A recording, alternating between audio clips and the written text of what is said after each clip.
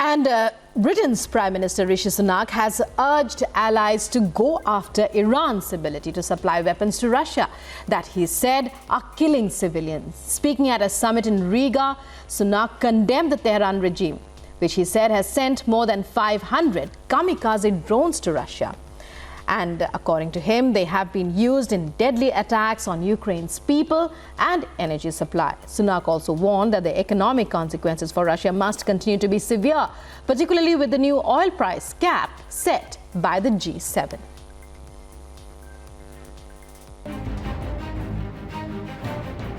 United Kingdom's Prime Minister Rishi Sunak pledges to continue providing aid to Ukraine.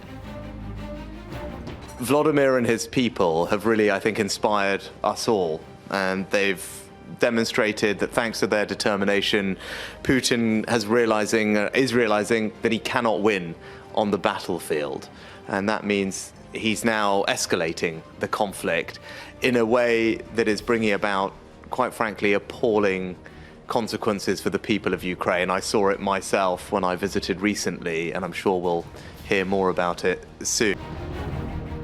Sunak urged other northern European allies to also keep up their support for the war-ravaged country.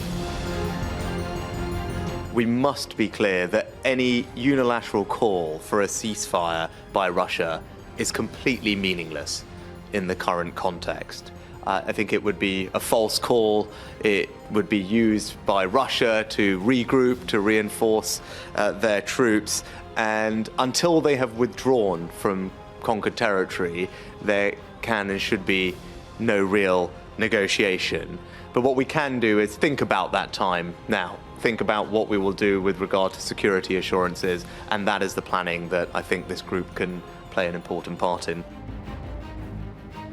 The British Prime Minister said that another priority of his was to continue to degrade Russia's capability to regroup and to resupply.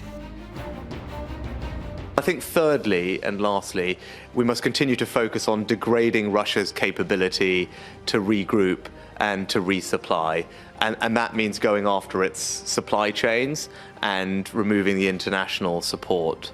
Particularly, I'm thinking of Iran and the weapons that it's currently providing to Russia, which we should be very strong about calling out, as we have done in the United Nations. He stressed that the economic consequences for Russia over its invasion of Ukraine should continue to be severe. But also, the economic consequences for Russia must continue to be severe. And in that vein, the new oil price cap that the G7 have instituted and others have followed, I think can be very helpful. In conclusion, I'll just say that I think our collective resolve is clear, and we have and will continue to support Ukraine. And that is first and foremost because their security is our security. Rishi Sunak made all these comments and pledges during the Joint Expeditionary Force in Riga, Latvia on Monday, after Ukraine President urged the European leaders to increase the military aid.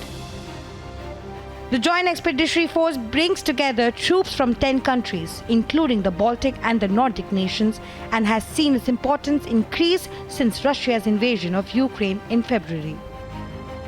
Agency Report, Republic TV.